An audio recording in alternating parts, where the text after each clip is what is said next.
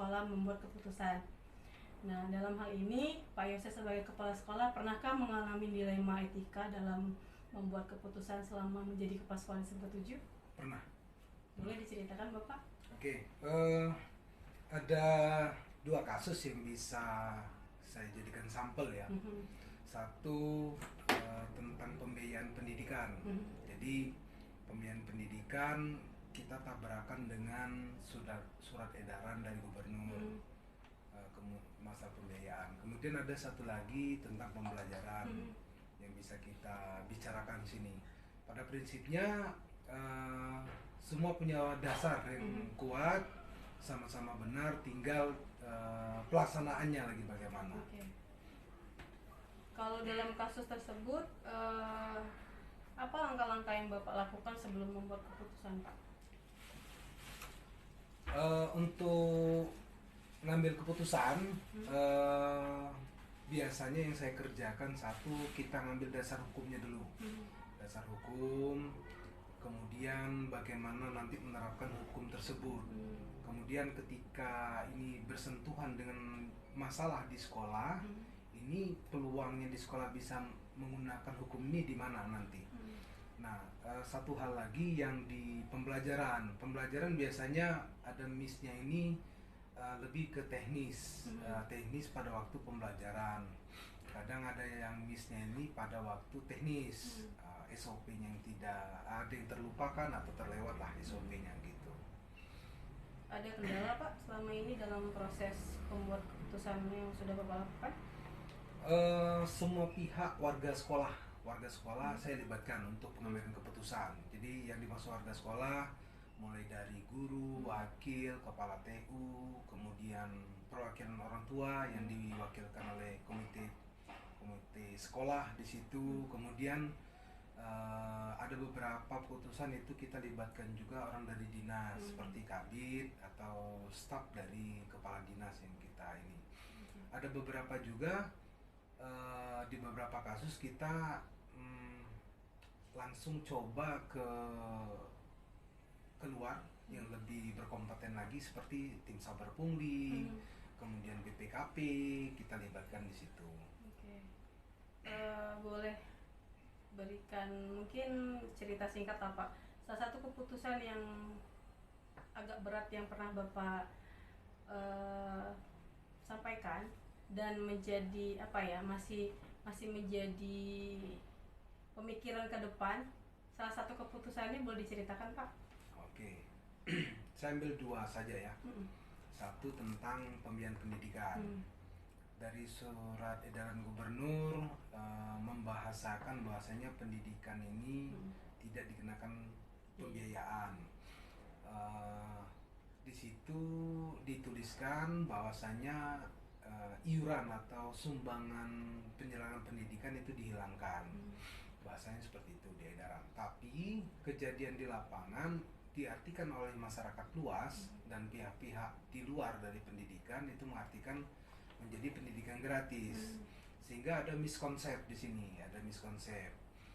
Kemudian kalau kita tetap juga mengikuti apa yang diartikan tersebut, maka pelaksanaan program pendidikan yang ada di sekolah ini akan macet, karena bersumber hanya dari satu, dari biaya operasional sekolah. Sedangkan berdasarkan analisa kebutuhan biaya pelaksanaan program pendidikan di sekolah jauh dari yang dibutuhkan. Contoh, kita beranalisa kemarin untuk SMK, khususnya untuk pariwisata itu sekitar kebutuhannya sekitar 4,8 sampai 5,2 atau 4.800.000 per tahun per siswa. Sedangkan bantuan dari BOS atau biaya personal sekolah itu cuma 1.600.000. Jadi sisanya kita mau cari kemana? Nah, kita di situ melihat bicara dasar hukum dari Undang-Undang Sisdiknas itu ada menyebutkan boleh kita menggunakan sumber pembiayaan lain. Kemudian dijelaskan juga dari Permendiknas nomor 75. Kemudian ada juga PP 48. Di situ juga menjelaskan peran dari pihak lain untuk ke sekolah. Contoh, untuk pembiayaan itu bisa dari hibah, bisa. Kemudian dari pemerintah daerah sendiri ada, harapannya ada juga. Bantuannya bentuknya dana alokasi dari daerah atau bahasanya bosda, boleh. Kemudian yang ketiga itu dari orang tua, dibuka kerannya dari orang tua. Tapi bahasanya tetap sumbangan ya, tetap sumbangan. Kemudian yang keempat, pihak lain sepanjang itu tidak mengikat. Gitu. Dalam rencana yang Bapak buat tadi itu sudah dilaksanakan ya Pak ya? Dari yang saya bicarakan tadi sudah dilaksanakan. Jadi langkah selanjutnya itu dasar hukum. Dasar hukum, kemudian untuk meyakinkan lagi kita ngobrol di tingkatan musyawarah kerja kepala sekolah, ada perkumpulan kepala sekolah, kemudian kita menyamakan persepsi, menyamakan pendapat, menyamakan juga langkah selanjutnya karena permasalahannya sama setiap sekolah, khususnya untuk SMK. Kemudian kita bersepakat mengirim beberapa orang sebagai perwakilan untuk sowan ke tim saber pungli. Apakah kita menyalahi atau tidak? Kemudian kita juga konsultasi ke ombudsman. Apakah pelayanan seperti ini dibenarkan atau tidak? Tetap jawabannya sama. Sepanjang dasar hukumnya ada, silakan dilaksanakan. Tapi karena bahasanya kemarin sumbangan ya, sumbangan. Jadi mekanismenya juga itu lebih ke sumbangan. Jadi bukan ditetapkan. Itu lebih ke kesepakatan gitu. Menurut Bapak untuk dilema yang kasus yang Bapak sampaikan tadi, ini siapa saja yang akan terlibat Pak? Yang akan memicu terjadi dilema atau yang akan mensupport supaya keputusan Bapak bisa menjadi efektif, itu siapa saja kalau menurut Bapak? Oke, satu yang diharapkan, satu persepsi, satu pendapat, satu visi dan misi warga sekolah. Warga sekolah. Satu. Dalam artian di situ ada guru, ada tata usaha, kemudian komite sekolah, siswa dan orang tuanya. Itu terutama itu yang dari dalam. Kemudian masyarakat lain dari luar, baik itu bahasanya lembaga swadaya masyarakat ataukah itu yayasan, semuanya mohon untuk juga mensupport pelaksanaan ini. Jadi mereka juga, harapan kami ini punya pendapat yang sama, bahwasanya yang dilaksanakan ini bentuknya adalah sumbangan untuk penyelenggaraan pendidikan. Ini menjadi tanggung jawab sekolah atau melibatkan lembaga lain Pak untuk mengurus pembiayaan sumbangan ini? Prinsipnya tetap di sekolah, tapi pengelolaannya kita serahkan ke komite, komite sekolah. Jadi komite sekolah ini perwakilan dari orang tua, isinya ya. Kemudian ada juga praktisi pendidikan, ada juga pemuka masyarakat, atau orang yang memang interest untuk pendidikan. Isinya seperti itu. Kalau untuk pihak ketiga seperti media atau lembaga yang kita kenal sebagai LSM itu apakah ikut dalam andil ini ataukah sebagai penghambat dalam keputusan Bapak? Harapannya mendukung. Harapannya mendukung. Jadi harapan kita juga sama-sama media ini sebagai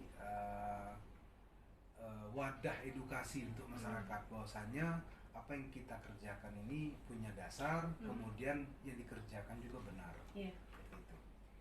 Tadi ya Pak ya, karena itu harapan Bapak supaya satu suara lah Pak dengan media dan LSM ya. Tapi kan sering kita lihat di media-media itu tim media kan tidak cross check kembali ke sekolah, langsung dinaikkan berita ke media. Nah, tanggapan Bapak ketika Bapak dan tim sekolah sudah melakukan seperti regulasi yang sebenarnya, tapi tetap saja ada mungkin bahasa miringnya, gosip lah yang tidak enak, dan itu diupload ke media. Tanggapan Bapak bagaimana? Saya melihat untuk hal yang tersebut itu oknum. Oknum. Nah, jadi kita tidak bisa mengatakan media itu seperti itu semua, oknum.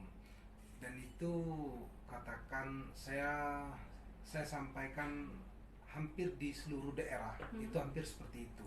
Ada oknum-oknum yang nakal. Jadi menyalahgunakan tugas pokok dan fungsinya sebagai media gitu. Apalagi kalau sampai berita sudah dilayangkan sedangkan belum konfirmasi ke orang atau ke sumber yang sebenarnya gitu. Apakah ini memunculkan rasa tidak nyaman untuk Bapak pribadi? Ya. Tidak nyaman. Ya, bagaimana cara Bapak menindaklanjuti rasa tidak nyaman itu? Karena ini juga sebagai nama baik sekolah yang dipertaruhkan, nama baik Bapak juga sebagai kepala sekolah. Bagaimana tindakan Bapak? Oke, yang pertama yang dikerjakan satu klarifikasi.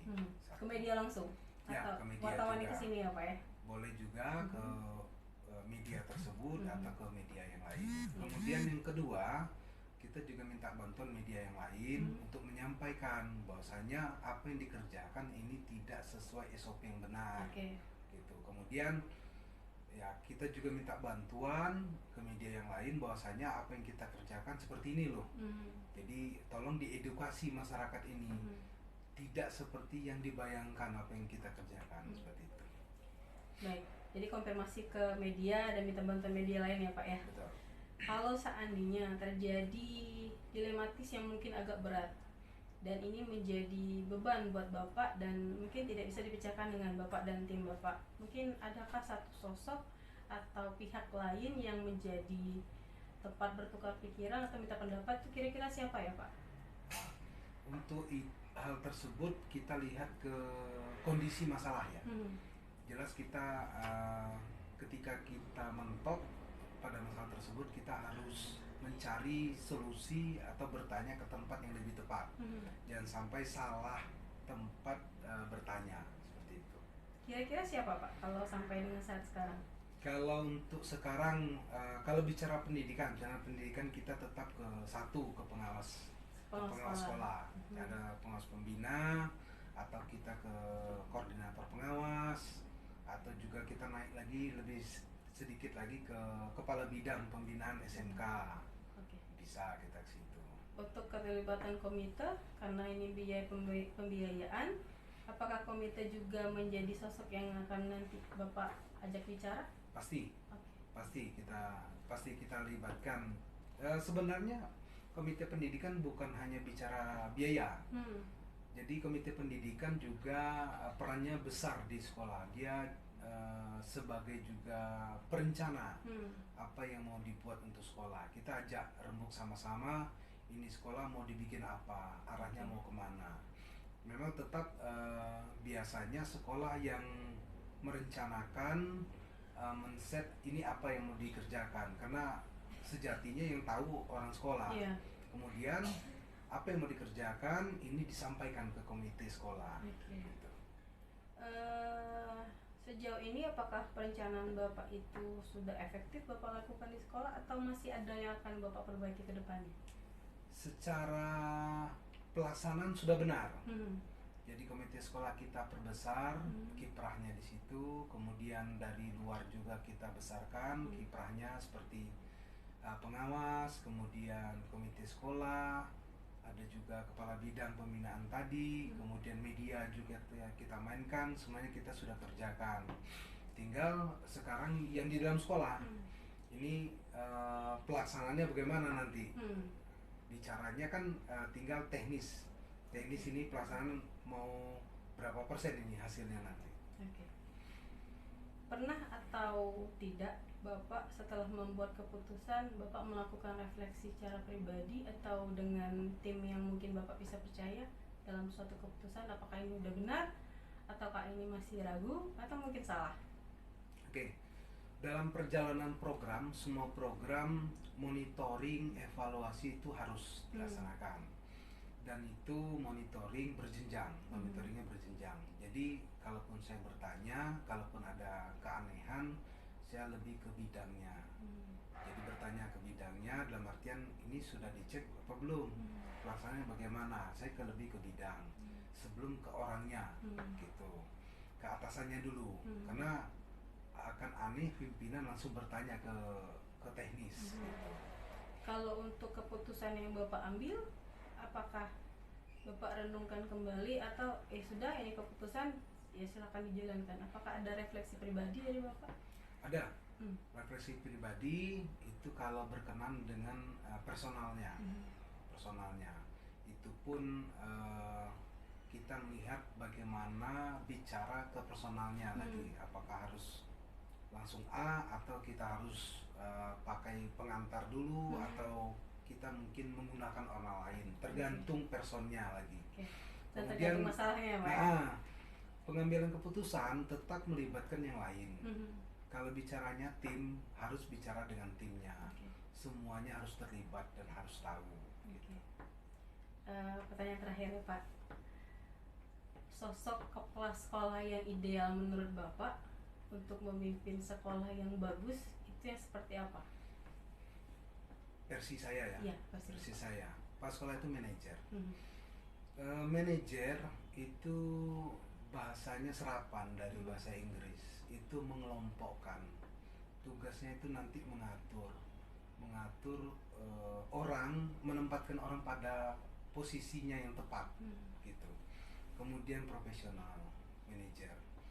Dalam artian kepala sekolah itu tidak harus pintar. Kadang lebih pintar gurunya atau lebih pintar stafnya. Tapi bagaimana kepala sekolah menempatkan orang itu pada bidang kerjanya. Tidak semua orang kadang salah penempatan. Nah itu harus jelinya di situ. Maaf ngomong, seburuk apapun orang di sekolah itu punya fungsi masing-masing. Yang terkecil saja, ini orang tidak punya kemampuan merencanakan, disuruh kerja juga tidak bisa, hanya bisa melihat, kemampuannya hanya bisa ngantar surat. Ya udah, dia fungsinya sudah antar surat, gitu. Fungsinya seperti itu. Ya. Jadi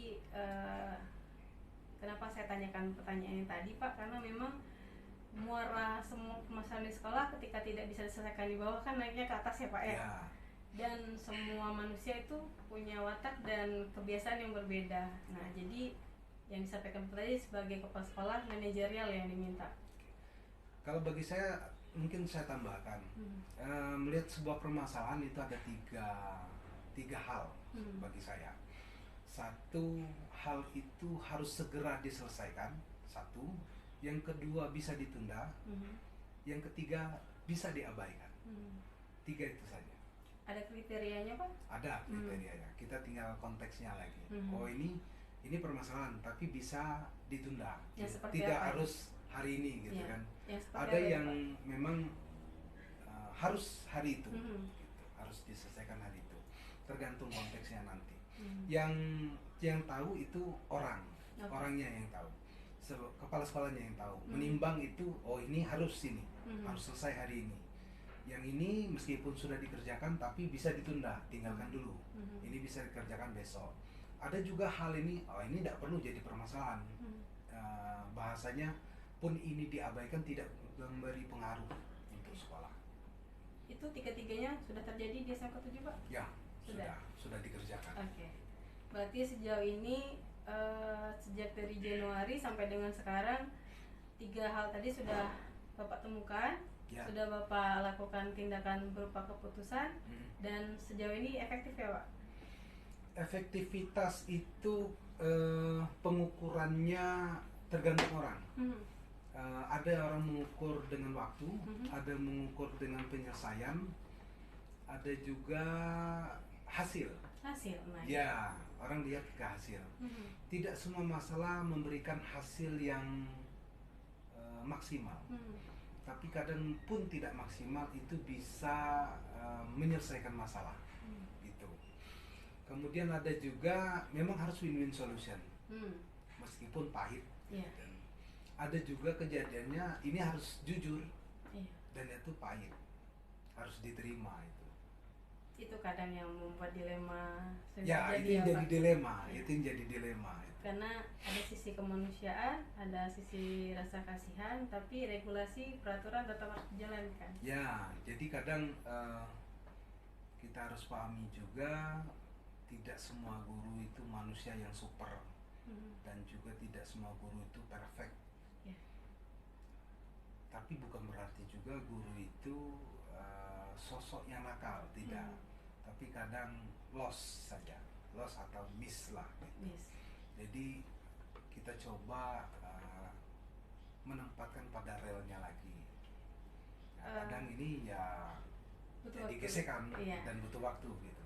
Kalau misalnya terjadi hal yang seperti Bapak sampaikan tadi, ada gesekan, apakah itu nantinya bisa seperti ini Pak? Bapak melakukan pembinaan kepada satu atau dua guru yang mungkin menurut beberapa orang sudah tidak sesuai sama SOP yang harusnya diterapkan. Lalu akan memunculkan pihak lainnya yang mungkin meminta keputusan Bapak agar dipercepat, masalah ini harus diselesaikan.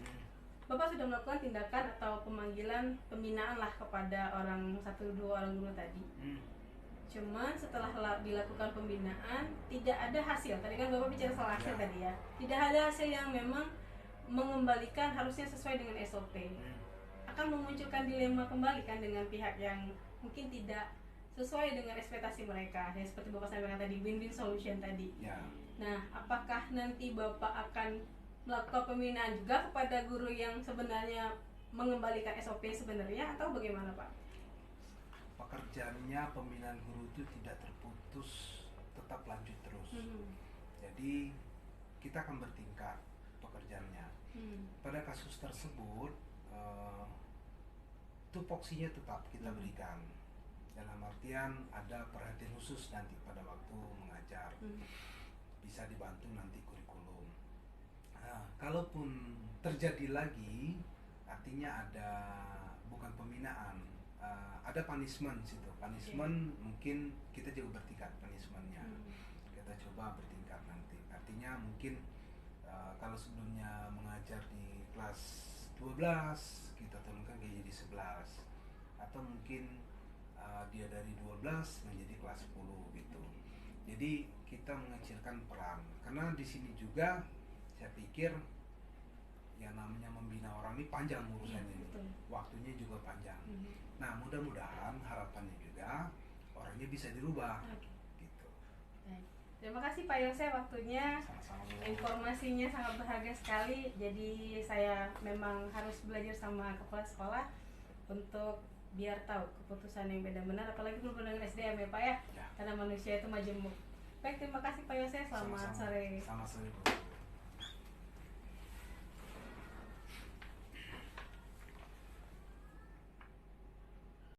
Selamat pagi Ibu Yeni. Selamat pagi. Sesuai dengan janji yang sudah kita buat kemarin, bahwa hari ini saya akan melakukan wawancara tentang Ibu Yeni. Ibu Yeni sekarang menjabat sebagai Waka Humas ya Bu ya di SMP 7. Baik, yang ingin saya tanyakan adalah pastilah sebagai Waka Humas ada suatu keputusan yang harus Ibu Yeni buat. Bagaimana trik dan langkah-langkah yang Ibu Yeni buat dalam membuat suatu keputusan yang berhubungan dengan dilema etika? Contoh permasalahan yang saya hadapi ya. Jadi misalnya masalah pembayaran siswa atau yang disebut pada sekolah itu komitmen. Jadi sebenarnya sudah ada kesepakatan antara sekolah dan orang tua bahwa ya bukan dengan sekolah sih sebenarnya, dengan pengurus komite, bahwa siswa itu berkewajiban untuk membayar uang komite.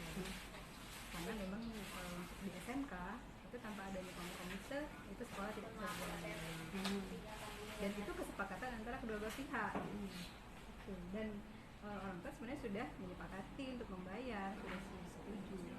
Tapi di perjalanan mereka ada beberapa orang tua yang akhirnya keberatan dan tidak bersedia untuk membayar uang komite itu, sehingga melibatkan beberapa pihak di luar sekolah dan komite untuk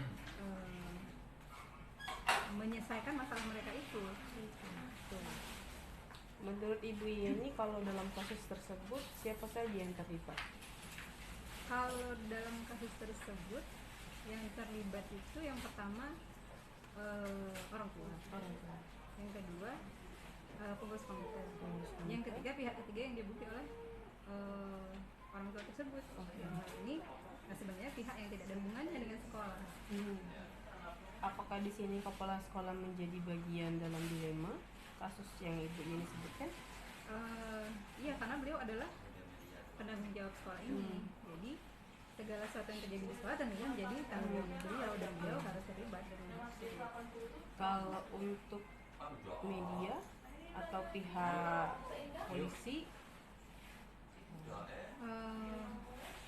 Terutama media ya yang sering, dan tentu saja ini media dalam tanda kutip ya, media yang LSM lah ya. kurang kompeten Oke. sebenarnya disebut media. Jadi mereka itu membuat berita-berita yang menyudutkan sekolah, padahal mereka tidak tahu yang sebenarnya terjadi seperti apa, dan mereka menerima informasi dari hanya dari salah satu sisi saja. Menurut Ibu Yeni, apakah keputusan ini sudah benar atau masih ragu bagi Ibu Yeni? Sudah benar, karena langkah-langkah yang kita ambil itu sudah tepat untuk mengambil kebijakan untuk menarik hukum itu. Langkah-langkah yang kita ambil sudah tepat, kita sudah berkonsultasi dengan pihak sahabat pungli, dengan kepolisian, dengan biro hukum. Jadi dan pengurus komite pun adalah orang-orang kompeten. Jadi sebenarnya tidak ada masalah. Berarti kalau dalam perencanaannya Ibu Yeni dan tim sekolah buat bekerja sama dengan komite, ini harusnya tidak ada masalah ya Bu ya? Iya, seharusnya tidak ada masalah. Nah, jika nanti ternyata ada yang memang mungkin di luar dari dugaan terjadi masalah dan mungkin terupload lah ke media, apakah nanti tanggapan dari sekolah itu ini menjadi hal yang negatif atau seperti apa Bu? Itu sebenarnya tentu saja menjadi masalah bagi sekolah, karena tentu biasanya berita yang diupload oleh media itu adalah menyudutkan sekolah, menyalahkan sekolah, membuat opini negatif tentang sekolah. Nah, tentu saja ini berdampak sangat besar pada sekolah. Kita ketika siswa banyak yang tidak membayar, artinya sekolah tidak bisa berjalan dengan baik. Program-program sekolah banyak yang tidak bisa berjalan dengan semestinya. Apakah ini akan membuat sekolah menjadi tidak nyaman atau nanti apa langkah yang akan diambil sekolah dengan teruploadnya berita ini ke media? Kalau yang sudah kita lakukan, itu kita coba berkomunikasi secara musyawarah dengan orang tua. Okay. Ya, orang tua. Ketika orang tua sudah bisa diajak berkomunikasi, maka sebenarnya masalah sudah bisa dikatakan selesai.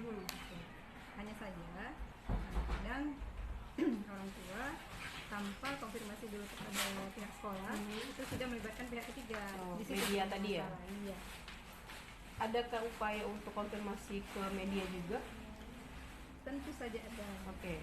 Jadi kita mencoba menjelaskan dulu perkaranya sebenarnya di media itu, sebenarnya terjadi seperti apa, dan coba untuk menjelaskan, counter semua info-info negatif yang sudah mereka beritakan. Oke. Itu pernah terjadi di SMK 7? Pernah. Dan apakah yang dilakukan dari yang disebutkan Ibu Yeni tadi itu menjadi efektif atau masih ada yang perlu diperbaiki? Sebenarnya untuk ketika terjadi masalah itu menjadi efektif, tapi akan ada masalah baru lagi nanti. Ada masalah dengan orang lain dan media lainnya. Nah, kalau muncul lagi masalah yang mungkin levelnya lebih tinggi lah ya Bu ya, adakah orang yang menjadi tempat berbagi atau mungkin bisa diibaratkan sebagai panutan dari Ibu sebagai humas atau kepala sekolah yang menjadi tempat bertukar pikiran untuk masalah ini? Biasanya dengan pengurus komite. Pengurus komite. Ya, karena pengurus komite yang tentu saja sebagai penanggung jawab untuk permasalahan uang komite. Itu melibatkan aktivis atau memang orang tua kandung atau seperti apa dari tim komitenya Ibu? Biasanya praktisi pendidikan, dan orang-orang yang berkompeten. Kalau seandainya bicara soal keputusan yang sudah Ibu buat, pernahkah ada rasa sesal dari keputusan yang pernah Ibu buat dan bagaimana Ibu mengatasinya? Sejauh ini kalau untuk permasalahan ini belum ada sih. Belum ada. Berarti sudah efektif lah Bu ya dalam Jadi tidak ada halangan dan rintangan untuk dari SMK 7 sendiri mengadakan bantuan lah bahasanya dari orang tua asal dengan prosedur yang sudah benar dan belum ada halangan dan rintangan yang berarti ya Bu ya. Sebenarnya sih permasalahan yang muncul itu sangat mengganggu, cuman bisa kita atasi. Oke. Baik, terima kasih Bu Yeni atas waktunya. Terima kasih. Saya pamit dulu ya Bu Yeni ya. Ya, sama-sama mari Bu Bu Anissa. Yeni. Mari.